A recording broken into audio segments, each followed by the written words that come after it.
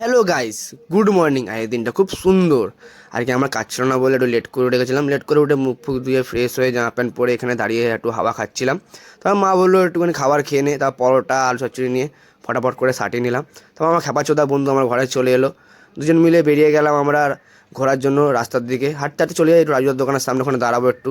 রাজুদার দোকানের সামনে এখানে দাঁড়িয়ে দাঁড়িয়ে দেখছিলাম এখানে বিরিয়ানি মাংসগুলো কেমন করে ছাড়াচ্ছিল।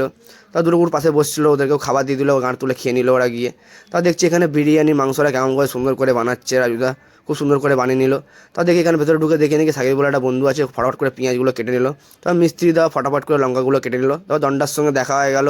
দেখা যাওয়ার পর দেখি এখানে বিরিয়ানি খুব সুন্দর করে রেডি হয়ে গেল। আবার ঘরে চলে এলাম, চান পান করে নিলাম।